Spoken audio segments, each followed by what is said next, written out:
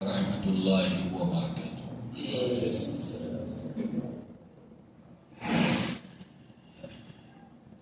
ان الحمد للہ نحمده ونستعینه ونستغفره ونؤمن به ونتوکل علیہ ونعوذ باللہ من شرور انفسنا ومن سیئات اعمالنا من يهده الله فلا مضل له ومن يضلل فلا هادي له واشهد ان لا اله الا الله وحده لا شريك له واشهد ان محمدا عبده ورسوله اما بعد يا ايها الذين امنوا اتقوا الله حق تقاته ولا تموتن الا وانتم مسلمون يا أيها الناس اتقوا ربكم الذي خلقكم من نفس واحدة وخلق منها زوجها وبث منهما رجالا كثيرا ونساء واتقوا الله الذي تساءلون به والأرحام إن الله كان عليكم رقيبا يا أيها الذين آمنوا اتقوا الله وقولوا قولا سديدا يصلح لكم أعمالكم ويغفر لكم ذنوبكم ومن يطع الله ورسوله فقد فاز فوزا عظيما فإن خير الحديث كتاب الله وخير الهدي هدي محمد صلى الله عليه وسلم وشر الأمور محدثاتها وكل محدثة بدعة وكل بدعة ضلالة وكل ضلالة في النار وقال الله تبارك وتعالى لقد كان لكم في رسول الله أسوة حسنة لمن كان يرجو الله واليوم الآخر وذكر الله كثيرا رب اشرح لي صدري ويسر لي أمري واحلل عقدة من لساني يفقهوا قولي اللهم أرنا الحق حقا وارزقنا اتباعه وأرنا الباطل باطلا وارزقنا اجتنابه آمين يا رب العالمين۔ اللہ کے نبی کی سیرت کے عنوان میں اللہ کے نبی کی زندگی میں مکہ کی زندگی میں 11ویں سال کے اس کے بعد کے حالات کو ہم سن رہے تھے، اور جس میں اللہ کے نبی کی زندگی کا ایک اہم واقعہ جو اسرا اور معراج کے نام سے موسوم ہے، معروف ہے، اسی سلسلے میں گزشتہ مرتبہ ہم نے اس سفر میں اللہ کے نبی صلی اللہ علیہ وسلم کا تیسرے آسمان، چوتھے آسمان اور 5ویں آسمان تک کا جو سفر اور جو واقعات اس میں آئے تھے اس کو سنا تھا۔ آج اس کے بعد انشاءاللہ آگے ہم سنیں گے، جیسے کہ یہ بات ہم الحمدللہ اچھی طرح جان چکے ہیں کہ ہر آسمان کے اوپر اللہ تعالیٰ کے پہرے ہیں اور ایک نظام ہے۔ اللہ تعالیٰ کے فرشتے مقرر ہیں، اپنی ڈیوٹی کو وہ بہت اچھی طرح سے انجام دیتے ہیں جیسے انہیں حکم دیا گیا ہے۔ پھر وہی جبریل جو ہے وہ دروازہ کھولنے کے لیے کہتے ہیں چھٹے آسمان کا، فرشتہ وہی سوال جواب ہوتا ہے، اور اس کے بعد آسمان کو، چھٹے آسمان کو آپ کے لیے کھولا جاتا ہے۔ اللہ کے نبی صلی اللہ علیہ وسلم اور جبریل علیہ السلام اس میں سے داخل ہوتے ہیں۔ آپ کا ویلکم اور خوشی کا اظہار فرشتوں کے ذریعے سے ہوتا ہے۔ اللہ کے نبی فرماتے ہیں کہ ثم عرج الی السماء السدس، پھر مجھے اٹھایا گیا چھٹے آسمان کی طرف، اور پھر وہاں پر جس نبی سے ملاقات ہوئی اس کا ذکر اللہ کے نبی نے کیا، اور وہ نبی تھے موسیٰ علیہ السلام چھٹے آسمان پر۔ مرحبا یا اخو الصالح والنبی الصالح، آپ نے اللہ کے نبی کو اپنا بھائی کہا کہ خوش آمدید اے نیک بھائی اور اے نیک نبی، یعنی دونوں چیزوں کا اقرار تمام انبیاء نے کیا۔ آدم علیہ السلام کی تمام انبیاء اولادیں ہیں، اس اعتبار سے سب بھائی ہیں، اور آپ کی نبوت کا بھی اقرار کیا، والنبی الصالح،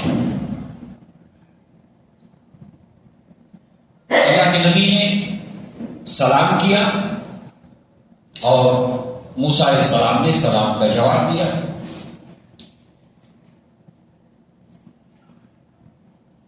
اللہ کے نبی صلی اللہ علیہ وسلم فرماتے ہیں کہ فَإِذَا أَنَا بِمُوسَىٰ فَلَمَّا تَجَاوَزْتُ بَقَا، موسیٰ علیہ السلام سے ملاقات کے بعد جب میں آگے بڑھنے لگا تو موسیٰ علیہ السلام رونے لگے۔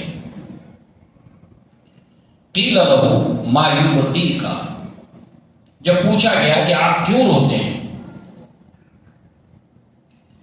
موسیٰ علیہ السلام کہتے ہیں قَالَ أَبْكِي لِأَنَّ غُلَامًا بُعِثَ بَعْدِي يَدْخُلُ الْجَنَّةَ مِنْ أُمَّتِهِ أَكْثَرُ مِمَّا يَدْخُلُهَا مِنْ أُمَّتِي۔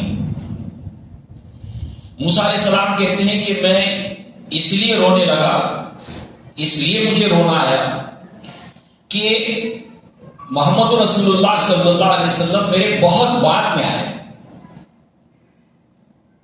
اور ان کی امت جو ہے وہ بہت بڑی تعداد میں، کثیر تعداد میں جنت میں داخل ہوگی، مما یدخلها من امتی، میری امت کے مقابلے۔ یہ امت مسلمہ کے جو فضائل ہیں، کئی فضائل ہیں، محمد صلی اللہ علیہ وسلم کا امتی ہونے کے کئی فضائل ہیں، اور کچھ فضائل اس کا تعلق دنیا سے ہے، کچھ فضائل وہ ہیں جس کا تعلق آخرت سے ہے۔ تو آخرت میں وہ تمام کے تمام امتیں جو اللہ کے نبی کی امت نہیں ہو سکی، وہ حسرت کریں گے کہ کاش کہ ہم محمد رسول اللہ صلی اللہ علیہ وسلم کی امتی ہوتے ہیں۔ اب یہاں پر ہم نے اللہ تعالیٰ کو کوئی عریضہ نہیں دیا کہ اللہ تعالیٰ کو ہمیں محمد صلی اللہ علیہ وسلم کی امت میں پیدا کرنا، کوئی عریضہ نہیں دیا۔ اللہ تبارک و تعالیٰ نے اپنا احسان کرتے ہوئے، اپنا فضل کرتے ہوئے، اپنا کرم کرتے ہوئے، اپنا احسان کرتے ہوئے ہمیں محمد رسول اللہ صلی اللہ علیہ وسلم کا امتی بنایا۔ گویا کہ اس بات کا احساس ہر امتی کو اپنے قلب و ذہن کے اندر ڈیولپ کرنا ہے، ایسے نہیں ہوگا، اس کو محسوس کرنا ہوگا، اس کو ڈیولپ کرنا ہوگا، اس کے وہ ذرائع اختیار کرنے پڑیں گے، وہ علم حاصل کرنا پڑے گا کہ جو امت محمد صلی اللہ علیہ وسلم ہونے کے فضائل ہیں، اور جیسے کہ ہم اللہ کی توفیق سے یہ بات جانتے ہیں کہ شکر ہمیشہ احساس سے پیدا ہوتا ہے، اس کی بنیاد احساس ہے، اور وہ سب سے پہلا احساس دل میں پیدا ہوتا ہے شکر بالقلب کی صورت میں، اس کے بعد وہ زبان پر آتا ہے شکر باللسان، اور پھر اللہ تعالیٰ کی اس نعمت اور احسان کا جو عملی تقاضا ہے اس کو انسان پورا کرے۔ امت محمد صلی اللہ علیہ وسلم ہونے کا جو تقاضا ہے اس کو وہ عملاً پورا کرے۔ اس اعتبار سے اللہ تبارک و تعالیٰ کا یہ ہم پر بڑا احسان ہے کہ اللہ تعالیٰ نے ہمیں اللہ کے نبی کا امتی بنایا، اور اس اعتبار سے امت محمد صلی اللہ علیہ وسلم آخرت کے اندر دوسری امتوں کے مقابلے میں ان کی تعداد بہت زیادہ ہوگی جنت میں جانے والوں میں۔ اب اس کو لے کر اللہ کے نبی صلی اللہ علیہ وسلم فرماتے ہیں دوسرے مقام پر، اور عبداللہ بن مسعود اس کے راوی ہیں، کہتے ہیں قال لنا رسول اللہ صلی اللہ علیہ وسلم، اللہ کے رسول صلی اللہ علیہ وسلم نے ہم سے کہا، صحابہ کی جماعت سے، اما ترضون ان تكونوا ربع اہل الجنہ، کیا تم اس بات پر راضی ہو، کیا اس بات سے تم خوش ہو کہ جنت کے اندر تمہاری تعداد جتنے انسان دنیا میں آئے ہیں اس میں 1/4، یعنی جتنے بھی دنیا کے اندر انسان آئے ہیں ان میں سے جو جنت میں جائیں گے اس کے اگر 4 حصے کیے جائیں تو 4واں حصہ خالصتاً تمہارا ہوگا۔ صحابہ کرام نے تکبیر دی، قال فکبر، اللہ اکبر، کیونکہ یہ خوشی کی بات ہے، اللہ تعالیٰ کی کبریائی کی بات ہے، اللہ کے فضل کی بات ہے، اللہ اکبر۔ صحابہ کا جو ہے وہ گونج تکبیر سے جو گونجا جو ہے وہ مجمع اللہ کے نبی صلی اللہ علیہ وسلم کے صحابہ جو موجود تھے، اتنی بڑی تعداد۔ پھر اللہ کے نبی نے فرمایا ثم قال اما ترضون ان تكونوا ثلث اہل الجنہ، کیا تم اس بات کے اوپر راضی ہو، کیا اس بات سے تم خوش ہو کہ جتنے جنت میں جانے والے لوگ اولین سے لے کر آخرین تک ہوں گے اس کے اندر تمہاری تعداد 1/3 ہو، 1/3 یعنی کل تعداد کے 3 ٹکڑے کیے جائیں تو 1 حصہ تمہارا ہو اس میں سے، بہت بڑی تعداد ہے۔ صحابہ کرام نے تکبیر پڑھی، قال فکبر، اللہ اکبر۔ اس پر پھر اللہ کے نبی نے فرمایا ثم قال انی لارجو ان تکون شطر اہل الجنہ، میں یہ امید کرتا ہوں، میں یہ اللہ تعالیٰ سے امید کرتا ہوں، گمان کرتا ہوں کہ جتنے لوگ جنتی ہوں گے اس کا 50% آدھا امت محمد ہوں گے صلی اللہ علیہ وسلم۔ اور پھر اللہ کے نبی صلی اللہ علیہ وسلم نے دوسری جگہ پر اس کی وضاحت کرتے ہوئے فرمایا کہ جس طرح سے کوئی اللہ کے نبی نے بیل کی مثال دی، ایک سفید بیل ہوتا ہے اور اس کے پورے سفید بیل کے اوپر جو ہے وہ کچھ حصہ سیاہ ہوتا ہے، تو یہ اللہ کے نبی نے دنیا کے اندر آنے والے انسانوں کی کثیر جو تعداد ہے اس کے بالمقابل اس تعداد کو اللہ کے نبی نے اس تشبیہ کے ذریعے سے تقابل کر کے بتایا، یا سیاہ بیل ہو اور اس کے اوپر کچھ سفید حصہ ہوتا ہے۔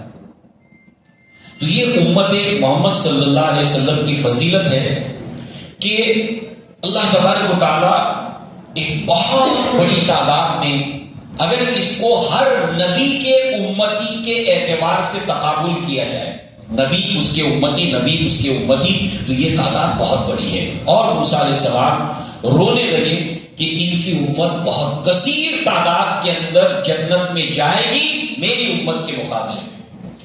تو گویا کہ ہر نبی جو ہوتا ہے اس کے جو اوصاف ہوتے ہیں، اس کی جو خوبیاں ہوتی ہیں، اس کے اندر ایک خوبی یہ بھی ہوتی ہے کہ وہ اپنی امت کے لیے بڑا شفیق ہوتا ہے۔ جیسے اس سے پہلے ہم نے یہ بات کئی بار سنی، سورہ مائدہ کا آخری رکوع ہے، اس کے اندر اللہ تبارک و تعالیٰ عیسیٰ علیہ السلام سے باز پرس کرے گا، اور باز پرس کرنے کے بعد آخرت کے اندر ان کی اکاؤنٹیبلٹی ہو جانے کے بعد، فیصلہ ہو جانے کے بعد، اب ظاہر سی بات ہے کہ اس وقت عیسیٰ علیہ السلام اللہ تعالیٰ کے سامنے جو باتیں آپ نے کہی ہیں ان میں سے ایک بات یہ بھی ہے جو سورہ مائدہ میں ہے، وَإِن تُعَذِّبْهُمْ فَإِنَّهُمْ عِبَادُكَ، اگر تو ان کو عذاب دے تو یہ تیرے بندے ہیں، وَإِن تَغْفِرْ لَهُمْ إِنَّكَ أَنْتَ الْعَزِيزُ الْحَكِيمُ، اگر تو ان کو مغفرت کر دے، ان کو معاف کر دے تو زبردست ہے، حکمت والا ہے، تجھے کوئی روکنے والا نہیں۔ یعنی یہاں پر اللہ تبارک و تعالیٰ کے مقام اور مرتبہ ان تمام چیزوں کا بھی لحاظ ہے، اور اس کے اندر اپنی امت کے لیے شفقت بھی ہے کہ اگر تو ان کو معاف کر دے تو زبردست ہے۔ ہر نبی کی یہ خصوصیات ہوتی ہے، یہ وصف ہوتا ہے کہ اس کے دل میں اپنی امت کے لیے ہمدردی ہوتی ہے۔ اس کی مثال یہ موسیٰ علیہ السلام، اور اللہ کے نبی کے بارے میں کہا گیا سورہ برات، سورہ توبہ کی آخری 2 آیات کے اندر، لَقَدْ جَاءَكُمْ رَسُولٌ مِّنْ أَنفُسِكُمْ عَزِيزٌ عَلَيْهِ مَا عَنِتُّمْ حَرِيصٌ عَلَيْكُمْ بِالْمُؤْمِنِينَ رَءُوفٌ رَحِيمٌ، مومنوں کے لیے اللہ کے نبی صلی اللہ علیہ وسلم کے پاس رافت تھی، رحمت تھی۔ تو گویا کہ یہاں پر اس نسبت سے موسیٰ علیہ السلام رونے لگے کہ میری امت کی تعداد جو ہے وہ کم ہوگی جنتیوں کی محمد صلی اللہ علیہ وسلم کی امت کے مقابلے میں. تو یہ اللہ تبارک و تعالیٰ کا فضل، اللہ تعالیٰ کا احسان ہے ہمارے اوپر، اور اللہ نے ہمارے لیے بہت سے ایسے مواقع رکھے ہیں کہ جس کے اندر کم سے کم عمل کے اوپر بہت سے اجر و ثواب کے اللہ تعالیٰ نے اعمال اقوال ہمارے لیے رکھے ہیں، اور ان سے بھرپور دنیا کے اندر ہمیں فائدہ اٹھانا چاہیے اپنی آخرت کو سنوارنے کے لیے. یہ گویا کہ ان واقعات کے ذریعے سے ہمیں نصیحت ملتی ہے.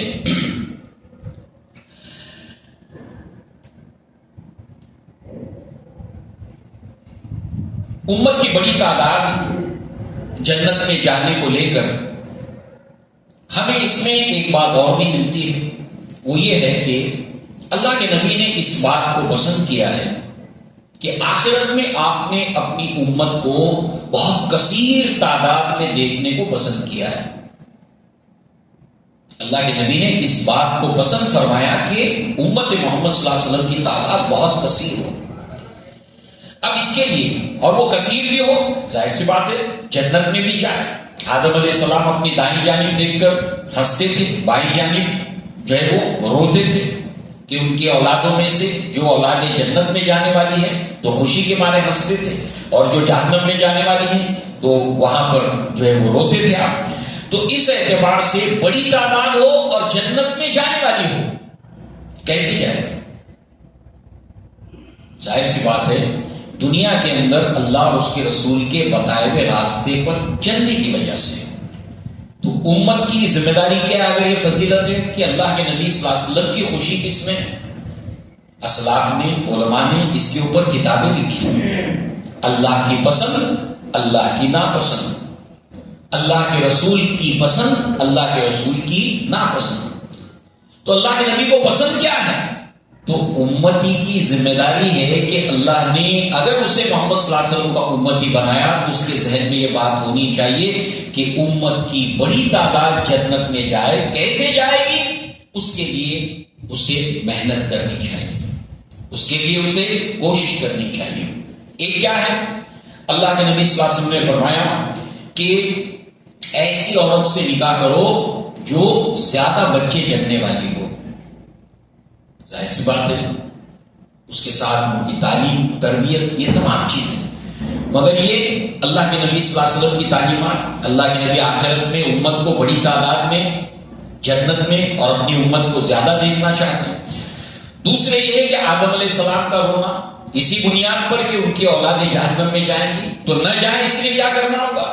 دنیا کے اندر ہمیں امتی ہونے کے ناطے کہ آپ کے بعد کوئی نبی اور رسول نہیں آئے گا، ہمیں مسلسل محنت کرنی ہے، ہر ایک کے بارے میں فکر کرنی ہے کہ اللہ تبارک تعالیٰ اس کو راہ راست پر لے آئے تاکہ آخرت میں کامیاب ہو اور اللہ کے رسول خوش ہو جائیں. اور نمبر 3، اللہ تبارک تعالیٰ نے جو کتاب ہمیں دی قرآن، اس کو لے کر اللہ کے نبی نے اس کے فضائل میں بہت سی باتیں بیان کی.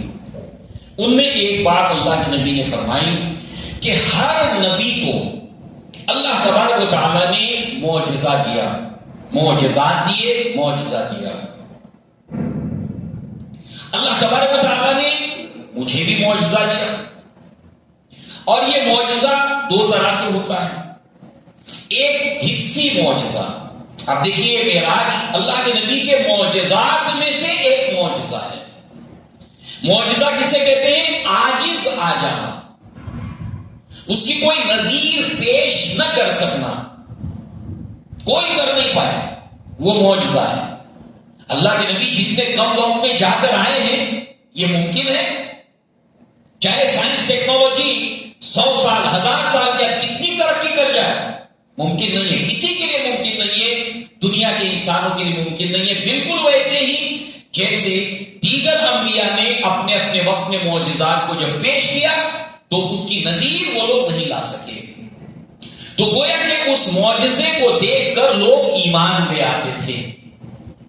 اللہ تعالیٰ نے اپنے نبی کو بھی حصی معجزات دیے، کئی حصے معجزات آپ کے ہیں. مگر ہر معجزہ ہر نبی کے ساتھ ختم ہو گیا. اللہ کے نبی کے بھی حصی معجزات ختم ہو گئے، حصی معجزات ختم ہو گئے. آج یہود جو ہے وہ تابوت سکینہ کو تلاش کر رہے ہیں، ڈھونڈ رہے ہیں. ان کا ایک مانیتا ہے، ان کے یہاں پر ایک اس کو لے کر ایک سوچ ہے. اس تابوت سکینہ کا ذکر قرآن میں ہے، تو یہ تابوت سکینہ جو ہے وہ اس کی تلاش میں ہے وہ لوگ، کیونکہ اس کو لے کر ان کی ایک مانیتا ہے وہ ہمیں مل جائے گا تو یہ ہو جائے گا وہ ہو جائے گا. اس کے اندر موسیٰ علیہ السلام کے کچھ تبرکات ہیں اور وہ اس کی تلاش میں ہے.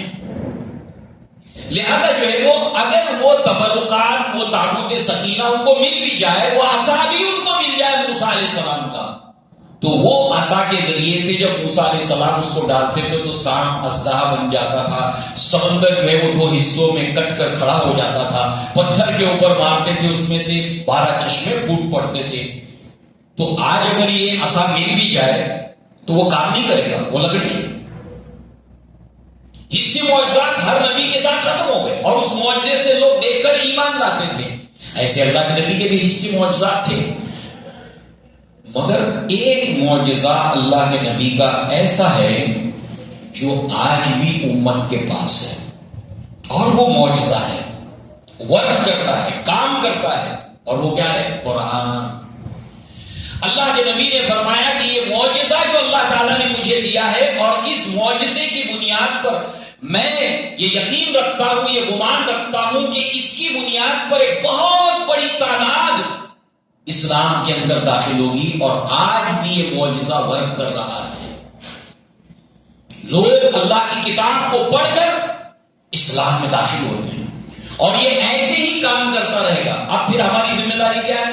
کثیر تعداد آدم علیہ السلام کا رونا، اللہ کے نبی کی خواہش، کثیر تعداد امت کی، اور بڑی تعداد اس قرآن کی وجہ سے اسلام میں آئے گی. یہ معجزہ اللہ تعالیٰ نے مجھے دیا، یہ معجزہ ختم نہیں ہوا، آج بھی معجزہ رہے گا. تو معلوم کیا ہوا؟ اس معجزے کو ہم لوگوں تک پہنچائیں. اگر اللہ تعالیٰ نے ہمیں بغیر کسی عریضے کے محمد صلی اللہ علیہ وسلم کا امتی بنایا کہ دوسری قومیں حسرت کریں گی، مگر نہ ٹھیک ہے. واقعتاً اگر ہم اللہ تعالیٰ کے شکر گزار بندے ہیں تو ہمیں اس کے اوپر سوچنا چاہیے کہ ہم اللہ کے نبی کی خوشی کے لیے کام کریں، آدم علیہ السلام کی خوشی کے لیے کام کریں، اور اس معجزے کو، اس کی تعلیمات کو لوگوں تک پہنچائیں. لہذا جیسے کہ ہم جانتے ہیں اسی معجزات میں سے سورۃ البقرہ کی آخری 2 آیات بھی اللہ کے نبی کو یہیں پر دی گئی. اس کی تفصیلات انشاءاللہ آگے آئیں گی. معراج میں دی گئی سورہ بقرہ کی آخری 2 آیت، آیت نمبر 285 اور 86. اس کے بعد جو ہے وہ اللہ کے نبی صلی اللہ علیہ وسلم کو 7ویں آسمان کی طرف اٹھایا گیا. جب اللہ کے نبی داخل ہوئے اسی پروسیس کے ساتھ، اسی طریقے سے اللہ کے نبی صلی اللہ علیہ وسلم جب اس میں سے داخل ہوئے 7ویں آسمان میں، تو قال ثم مررت بابراہیم علیہ السلام. 7ویں آسمان کے اوپر جو ہے وہ اللہ کے نبی صلی اللہ علیہ وسلم کی ملاقات ابراہیم علیہ السلام سے ہوئی. قلت من ھذا، میں نے کہا یہ کون ہے؟ جبریل نے کہا قال ھذا ابراہیم علیہ السلام، فسلم علیہ، ان کو سلام کرو. فسلمت علیہ، میں نے ابراہیم علیہ السلام کو سلام کیا. السلام علیکم ورحمۃ اللہ وبرکاتہ. فرد السلام، ابراہیم علیہ السلام نے سلام کا جواب دیا. ثم قال مرحبا بالنبی الصالح والابن الصالح، خوش آمدید اے نیک نبی، اے نیک بیٹے. 2 نبیوں نے آپ کو بیٹا کہا، آدم علیہ السلام نے، تو بات ہم نے اس وقت سمجھ لی. ایک ابراہیم علیہ السلام نے، باقی سب نے بھائی کہا، ابراہیم علیہ السلام نے بیٹا کہا. اب یہ کس اعتبار سے؟ دیکھیے اللہ تبارک و تعالیٰ نے جب ابراہیم علیہ السلام کا امتحان لیا، وَإِذِ ابْتَلَىٰ إِبْرَاهِيمَ رَبُّهُ بِكَلِمَاتٍ فَأَتَمَّهُنَّ، قال انی جاعلک للناس اماما قال من ذریتی قال لا ینال عہد الظالمین۔ جب اللہ تعالیٰ نے امتحان کو، تمام امتحانات کو کامیابی کے بعد آپ کو تمام انسانوں کا امام بنایا، انی جاعلک للناس اماما، لہذا ابراہیم علیہ السلام کے بعد جتنے بھی نبی دنیا میں آئے وہ سارے کے سارے نبی ابراہیم علیہ السلام کی نسل میں آئے۔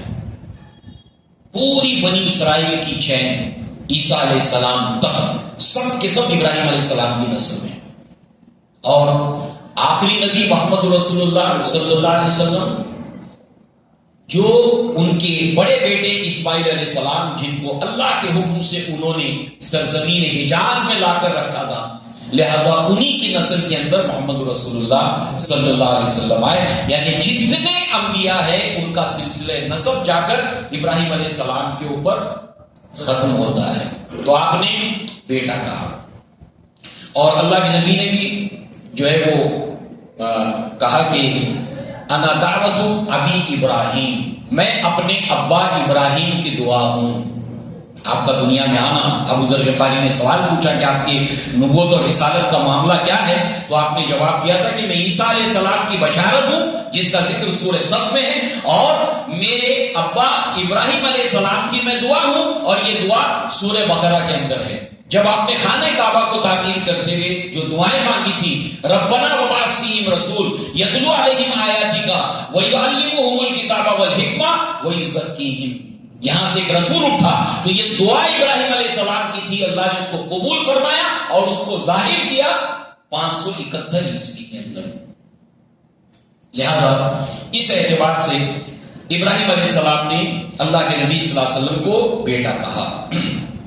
اب ابراہیم علیہ السلام اور محمد رسول اللہ صلی اللہ علیہ وسلم میں کئی چیزیں مشابہت والی ہیں، مشترک ہیں، کامن ہیں۔ ان میں سے کچھ ہم دیکھتے ہیں، اور یہ اللہ کے نبی صلی اللہ علیہ وسلم کے لیے اللہ کے نبی نے اس کو بڑے جو ہے وہ چاو کے ساتھ میں صحابہ کو سنایا ہے۔ نمبر 1، نسائی میں یہ روایت ہے، ابو زید بن ثابت رضی اللہ عنہ اس کے راوی یہ کہتے ہیں، وَنَظَرْتُ إِلَىٰ إِبْرَاهِيمَ علیہ السلام، میں نے ابراہیم علیہ السلام کو دیکھا، فَلَا أَنظُرُ إِلَىٰ عَرَبٍ مِّنْ عَرَابِهِ، میں نے ان کے اندر جن خوبیوں کو دیکھا، الا نظرت الیہ منی کأنہ صاحبکم، ابراہیم علیہ السلام کو میں نے دیکھا، اور ابراہیم علیہ السلام جو ہے وہ مشابہت میں اخلاق اور عادات کے اعتبار سے بھی اور شباہت کے اعتبار سے بھی، لک وائز بھی، وہ جو ہے وہ جس طرح نظر آتے ہیں، تم اپنے ساتھی کو دیکھ لو، تم مجھے دیکھ لو۔ یعنی ابراہیم علیہ السلام کی چھوی مشابہت دکھنے میں اللہ کے نبی صلی اللہ علیہ وسلم جو ہے وہ ابراہیم علیہ السلام کی طرح سے تھے۔ اور ایک جگہ پر آپ فرماتے ہیں، مسلم شریف کی روایت ہے، وَرَأَيْتُ ابراہیم علیہ السلام، میں نے ابراہیم علیہ السلام کو دیکھا، وَأَنَا أَشْبَهُ وَلْدِهِ بِهِ، اللہ کے نبی نے فرمایا کہ جتنے بھی ابراہیم علیہ السلام کی نسل ہے، اولادیں ہیں، ان اولادوں میں میں سب سے زیادہ ابراہیم علیہ السلام کی طرح نظر آتا ہوں۔ یہ ایک مشترک اور کامن چیز ابراہیم علیہ السلام کو لے کر، اور یہ ابراہیم علیہ السلام سے محبت کا بھی اظہار ہے، اس لیے کہ انسان جس سے بھی محبت کرتا ہے اس سے جب اس کو کمپیئر کیا جاتا ہے تو انسان خوش ہوتا ہے۔ لہذا اللہ کے نبی نے فرمایا آخرت میں انسان اسی کے ساتھ رہے گا جس سے اس کو محبت ہوگی۔ اس اعتبار سے ہمیں اپنی تربیت اس طرح سے کرنی ہے کہ ہمارے دلوں کے اندر ان لوگوں کی محبت سما جائے جو اللہ تعالیٰ کے نزدیک محبوب ہیں، اور ابراہیم علیہ السلام بہت زیادہ محبوب تھے اللہ تبارک تعالیٰ کے۔ اللہ کے نبی کو ابراہیم علیہ السلام سے، انبیاء سے محبت ہے۔ اس اعتبار سے ہمیں یہ تمام کے تمام چیزوں کے لیے محنت کرنی ہے، کوشش کرنی ہے. محبت کس طرح سے دل میں پیدا ہوتی ہے وہ سارے اسباب اختیار کرنے ہیں تاکہ ان کی محبت ہمارے دلوں میں پیدا ہو جائے.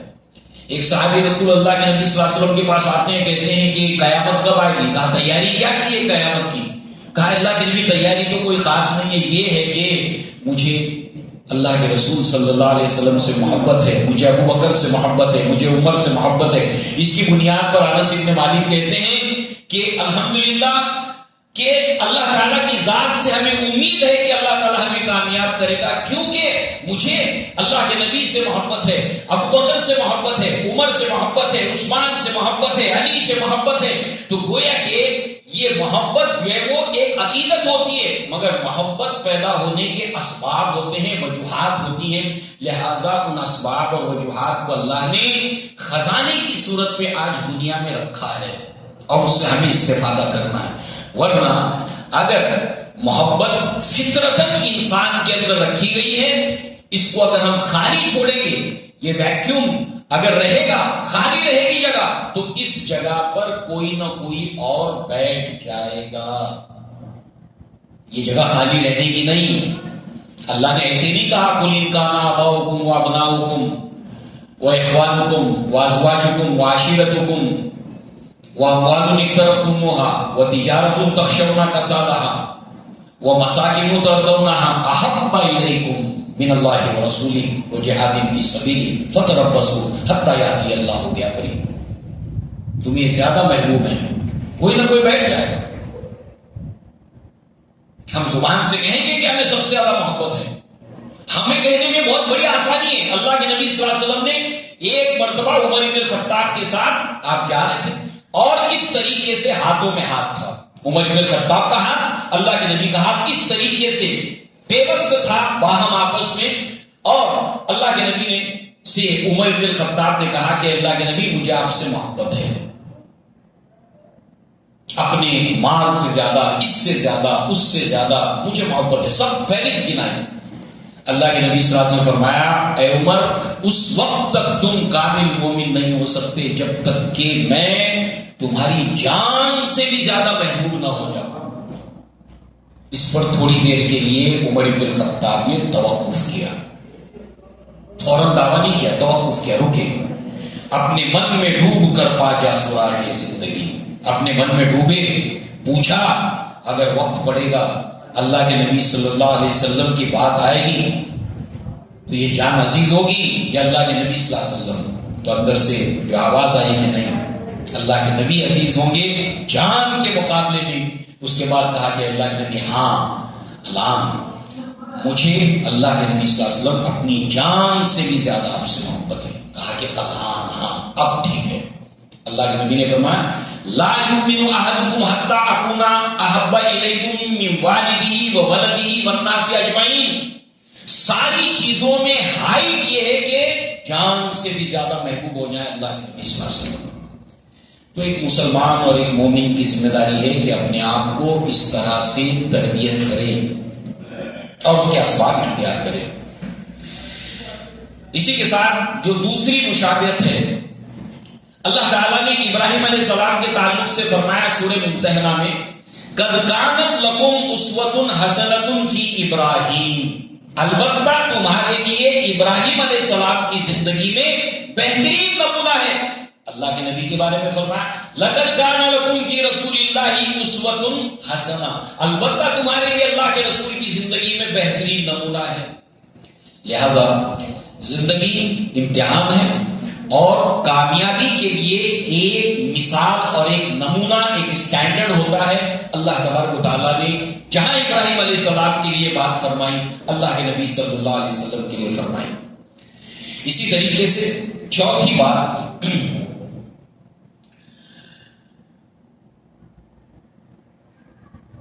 اللہ تعالیٰ نے سورہ نساء کی آیت نمبر 125 کے اندر اور دیگر مقام پر فرمایا اتخذوا ابراہیم خلیلا، اور اللہ تعالیٰ نے ابراہیم علیہ السلام کو اپنا خلیل بنایا، اپنا دوست بنایا.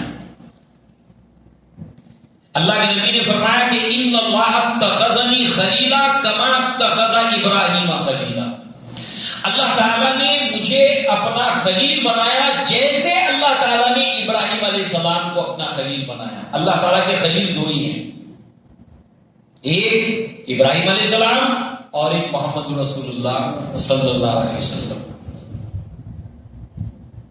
اب خلیل دوست کو کہتے ہیں عربی میں, حبیب دوست کو کہتے ہیں, رفیق دوست کو کہتے ہیں, ولی دوست کو کہتے ہیں. یہ سارے دوستی کے لیے الفاظ ہیں, مگر ہر دوستی کے اندر ایک خاص قسم کا مزاج اور رنگ پایا جاتا ہے. اللہ ولی الذین آمنوا, اللہ تعالیٰ اہل ایمان کا دوست ہے, اور اللہ کے بندوں میں بھی ایسے ہوتے ہیں جو اللہ تبارک و تعالیٰ کے جو ہے وہ محبت کرنے والے ہوتے ہیں. اللہ نے انہیں اپنا دوست کہا. لہذا یہ دوستی کون سی ہے کہ اللہ تبارک و تعالیٰ کے لیے اگر کسی بندے کے اندر غیرت ہوتی ہے, غیرت ہوتی ہے اللہ تعالیٰ کے لیے, اللہ تعالیٰ کو بھی اس کے لیے غیرت ہوتی ہے. اللہ تعالیٰ تو کہتا ہے کہ مجھے میری عزت کی قسم ہے. اللہ اپنی عزت کی قسم کھا کر کہتا ہے اپنے دوست کے لیے, جس کسی نے اللہ تعالیٰ کے کسی دوست کا دل دکھایا, اس کو ناراض کیا, اس کو تکلیف پہنچائی, اللہ کہتا ہے کہ مجھے میری عزت کی قسم ہے اس نے میرے دوست کو تکلیف پہنچائی. یہ دوستی ہے. ابو بکر صدیق رضی اللہ عنہ اللہ تبارک و تعالیٰ کے دوست ہیں, صدیق بھی ہیں. کیا ہوا تھا, فنحاس جو ہے وہ اس کو چاٹا نصیب کیا تھا ابو بکر صدیق نے, کیونکہ اس نے کیا کہا تھا کہ تمہارا اللہ فقیر ہے اور ہم اغنیا ہیں. پورا مدرسہ یہودیوں سے بھرا پڑا ہوا ہے. میٹر اللہ کے نبی کے پاس گیا. اب ظاہر سی بات ہے قصاص کے اندر چاٹے کا جواب چاٹا ہے. یہ غلیظ یہودی جو ہے وہ ابو بکر کے مقدس اور مبارک دانتوں کے اوپر جو ہے وہ یہ بدتمیزی کرے گا, مگر گواہ کوئی نہیں ہے. سارے یہودی مکر گئے, میں نے کیا ہی نہیں, میں نے کہا ہی نہیں, مکر گیا, جھوٹ بول دیا. اب گواہ تو دو چاہیے, کوئی گواہ نہیں ہے ابو بکر کی طرف سے. اللہ تبارک و تعالیٰ نے اگر ابو بکر کو اللہ تعالیٰ کے لیے غیرت ہے, اللہ تعالیٰ کو ابو بکر صدیق کے لیے غیرت ہے. اللہ تعالیٰ نے سورہ آل عمران میں آیت نازل کی, وہ سورہ آل عمران میں لقد سمع اللہ قول الذین قالوا ان اللہ فقیر ونحن اغنیاء. تو ولی دوستی اور اس کے اندر ایک خاص قسم کا رنگ ہوتا ہے. تو خلیل یہ کون سی دوستی ہے؟ اللہ تعالیٰ نے خلیل بنایا ابراہیم علیہ السلام کو, محمد رسول اللہ صلی اللہ علیہ وسلم کو, اور اللہ کے نبی اور ابراہیم علیہ السلام بھی اللہ تعالیٰ کے خلیل ہیں. اللہ نے بھی آپ کو خلیل بنایا. لہذا یہ کیا ہے؟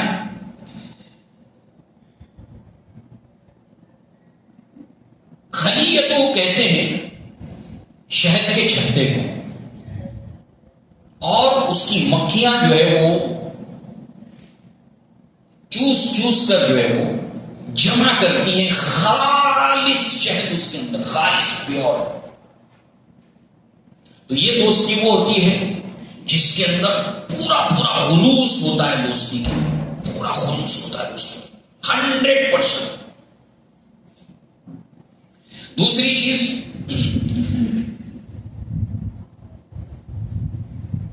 یہ محبت جو ہوتی ہے دوستی کے اندر وہ بالکل راسخ ہو جاتی ہے, ڈیپتھ تک چلی جاتی ہے, گہرائی تک دل کے اندر چلی جاتی ہے, اور اس کے اندر کسی طرح کا کوئی اس دوستی کے اندر نقص نہیں ہوتا, کسی طرح کی کوئی کمی نہیں ہوتی, اور اس دوستی کے اندر تسلسل ہوتا ہے. یعنی وقت کے ساتھ یہ محبت بڑھتی جاتی ہے, بڑھتی جاتی ہے, بڑھتی جاتی ہے. دنیا میں آپ دیکھتے ہیں کہ بہت سے ماں باپ کو بچوں سے محبت ہوتی ہے, کم ہوتی جاتی ہے تسلسل کے ساتھ. اولاد کو ماں باپ سے محبت ہوتی ہے, وقت کے ساتھ کم ہوتی چلی جاتی ہے. یعنی ہر محبت مگر یہ وہ محبت کی خصوصیت ہے کہ وقت کے ساتھ یہ کم ہونے کی بجائے وقت کے ساتھ بڑھتی چلی جاتی ہے. لہذا بہت سی مثالیں ابراہیم علیہ السلام کی زندگی میں ہیں. اللہ تعالیٰ سے محبت کی، اللہ تعالیٰ سے محبت میں خلوص کی اور مسلسل بڑھتے چلے جانے کی. کتنی محبت تھی ابراہیم علیہ السلام کو. آپ دیکھیے نا، آگ میں ڈالے جا رہے ہیں اور وہاں پر وہ درمیان میں کسی کو حائل ہونے نہیں دینا چاہتے. اللہ اور اپنے درمیان کوئی ہمارے درمیان نہیں چاہیے. جبریل آتے ہیں، کہتے ہیں کہ اللہ تعالیٰ نے بھیجا ہے، آپ حکم کیجئے. جس وقت آپ کو بس ڈالا جانے والا راگ ٹہکائی نہیں، کہا کہ نہیں، ڈال دیے جاتا. اللہ تعالیٰ کو معلوم ہے بس کافی ہے، ہٹ جائے گا. اور جب ڈالا گیا تو زبان پر کیا کلمات میں بخاری میں حسبنا اللہ و نعم الوکیل. اس وقت نہیں جب کھڑے ہیں، اب وہ اتر رہے نیچے، آگ کی طرف بڑھ رہے، اس وقت آپ کی زبان مبارک پر کلمات تھے حسبنا اللہ و نعم الوکیل. اللہ تبارک و تعالیٰ جو ہے وہ میرے لیے کافی اور وہ میرا بہترین حمایتی، مجھے اور کوئی نہیں چاہیے، کوئی نہیں چاہیے، صرف اللہ چاہیے بس. ایسا دوست اللہ تعالیٰ نے خلیل بنایا ابراہیم علیہ السلام کو اور محمد رسول اللہ صلی اللہ علیہ وسلم. لہذا اللہ تعالیٰ نے جب دوست بنایا تو آپ دیکھیے ہماری نماز کا حصہ بن گیا درود ابراہیم. اللہم صلی علی محمد وعلی آل محمد کما صلیت علی ابراہیم وعلی آل ابراہیم انک حمید مجید. اللہم بارک علی محمد وعلی آل محمد کما بارکت علی ابراہیم وعلی آل ابراہیم انک حمید مجید. یہ نماز کے اندر ابراہیم علیہ السلام کے ساتھ میں اللہ کے نبی صلی اللہ علیہ وسلم رحمت میں، برکت میں، صلات میں اور برکت میں، یہ مشابہت ابراہیم علیہ السلام کے ساتھ اللہ کے نبی صلی اللہ علیہ وسلم کی. اسی طریقے سے ساتویں آسمان پر جتنے انبیاء ہیں ان میں سب سے زیادہ قریب اللہ تبارک و تعالیٰ کے ابراہیم علیہ السلام ساتویں آسمان پر. لہذا ابراہیم علیہ السلام سے جب ملاقات ہوئی، ابراہیم علیہ السلام نے اللہ کے نبی کے ذریعے سے امت تک پیغام پہنچایا. ابراہیم علیہ السلام نے، خلیل اللہ نے اللہ کے نبی کے ذریعے سے ہم تک پیغام پہنچایا. خوشی نہیں ہوتی؟ کیا پیغام پہنچایا ابراہیم علیہ السلام؟ کیونکہ یہ محسوس کرنے والی چیز، ابراہیم علیہ السلام نے ہمارے لیے پیغام پہنچایا.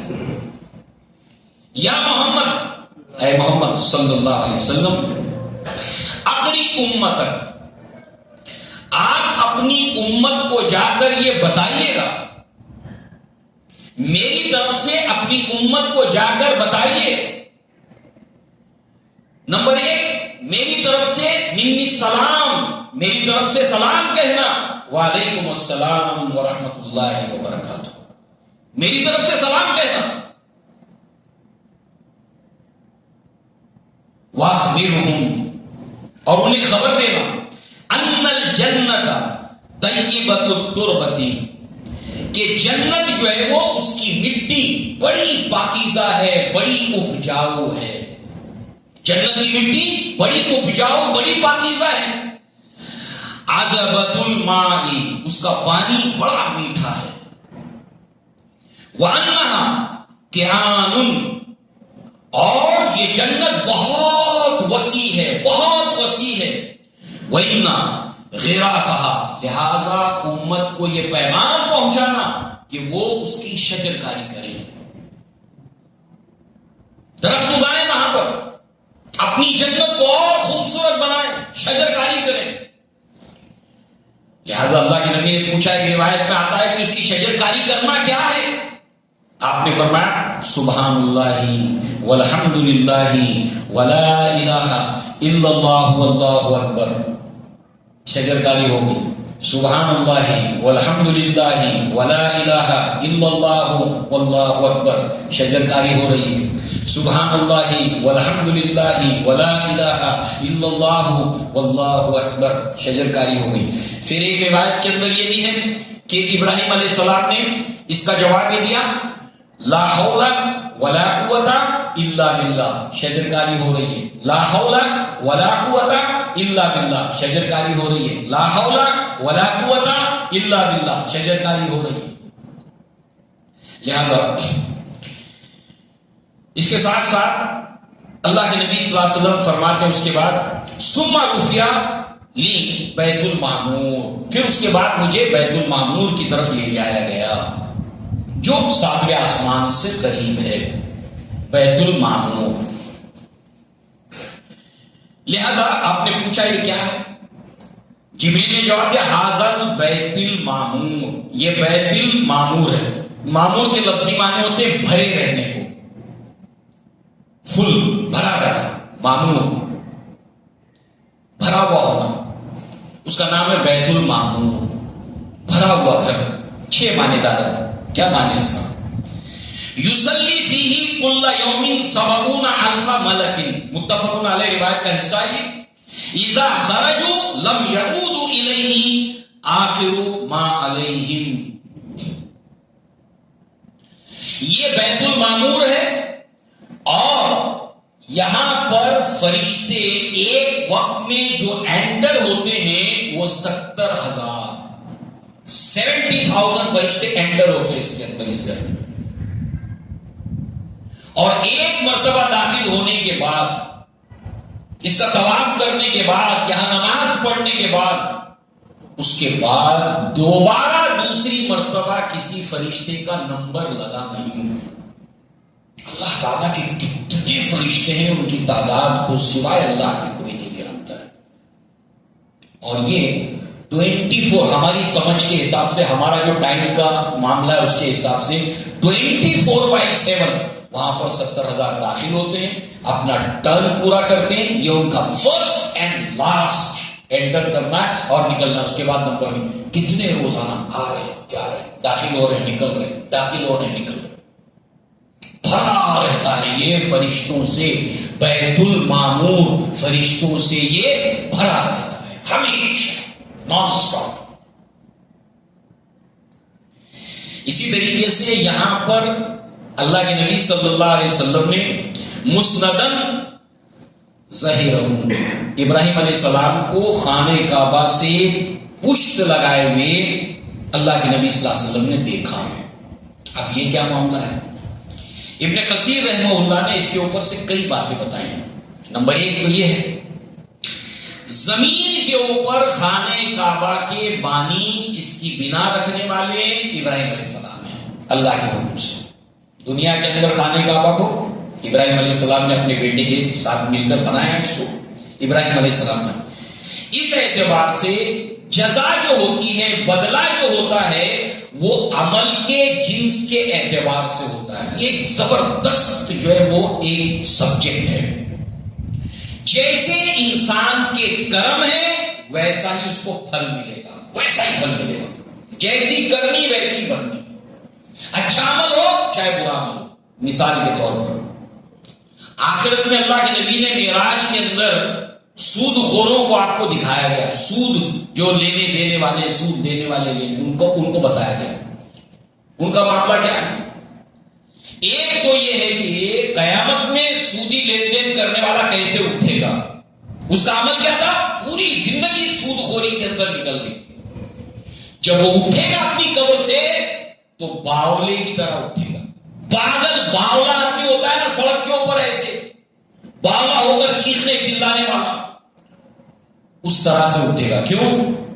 دنیا کے اندر سارا کیلکولیشن، اتنا پیسہ اتنا پرسنٹ آئے گا، شیئر مارکیٹ کے اندر اتنا ڈالا ہوں، اتنا ریٹ بڑھا ہوا، اتنا پرسنٹ شیئر مارکیٹ اتنا سود، اتنا بینک سے لینا، ادھر دینا، یہ کرنا، یہ سب چل رہا ہے۔ اسی کو اللہ تعالیٰ باولا بنا دے گا۔ قیامت کے دن اللہ کے نبی نے دیکھا کہ خون کی نہر ہے اور اس کے بیچوں بیچ ایک شخص کو رکھا گیا ہے، عذاب پا رہا ہے۔ وہ کنارے کے اوپر آنے کی کوشش کرتا ہے، پھر دوبارہ اس کو لے جا کر بیچوں بیچ میں ڈالا جاتا ہے۔ یہ سود خورا کمزوروں کو، مظلوموں کو اس نے جکڑ رکھا تھا سود کے پنجے کے اندر۔ یہ غریب نکلنا چاہتا تھا، پھر دوبارہ سود پر سود پڑتا تھا. اس نے انسانیت کے اوپر ظلم کیا تھا. ہر عمل انسان کو جیسی کرنی ویسی بھرنی. ہر گناہ کے مطابق انسان کو جو سزا ملے گی اس کے مطابق ملے گی. تو اس اعتبار سے جزا بھی ملے گی, اس کے اعتبار سے تو دنیا میں آپ خانہ کعبہ کے بانی ہیں, اس کی بنا رکھی آپ نے. وہ 7ویں آسمان کے پاس بیت المعمور کے اوپر آپ پیٹ لگائے ہوئے تھے. جیسا یہاں پر آپ کا عمل ہے ویسی وہاں پر جزا. سے مقدس گھر کے بعد جس کی قسم اللہ تعالیٰ نے سورہ طور کے اندر کھائی ہے. 4 چیزوں کی بیک ٹو بیک سورہ طور میں قسم کھائی ہے. اس میں سے چوتھی قسم اللہ نے اس گھر کی قسم کھائی ہے. یہ اس کے تقدس کا معاملہ ہے. اس گھر کے گویا کہ ابراہیم علیہ السلام کو آپ نے وہاں پر پیٹ ٹکائے ہوئے دیکھا. ابراہیم علیہ السلام خانہ کعبہ کو پیٹ لگا کر بیٹھے ہیں. دنیا میں بھی اللہ کے نبی کئی مرتبہ خانہ کعبہ کو پیٹ لگا کر بیٹھے. ہم لوگ کیا کہتے ہیں؟ کعبے کی طرف پیٹ نہیں ہونی چاہیے.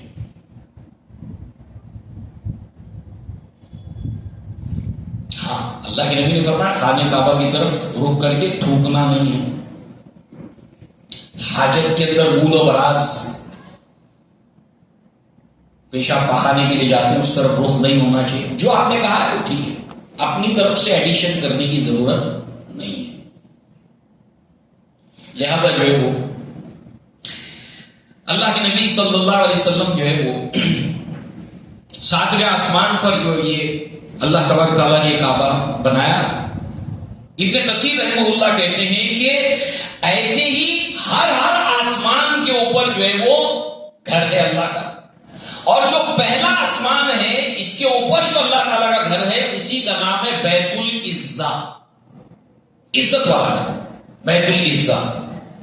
جو اس کی شرح میں آتا ہے کہ اللہ تعالیٰ نے جو ہے وہ انا انزلناہ فی لیلۃ القدر, ایک تو دنیا میں بھی نزول کا معاملہ, اس کے ساتھ ساتھ جو پورا قرآن نازل ہوا ہے وہ بیت العزہ میں, اور پھر وہاں سے تھوڑا کر کے 23 سال میں اللہ کے نبی صلی اللہ علیہ وسلم کے اوپر نازل ہوا ہے.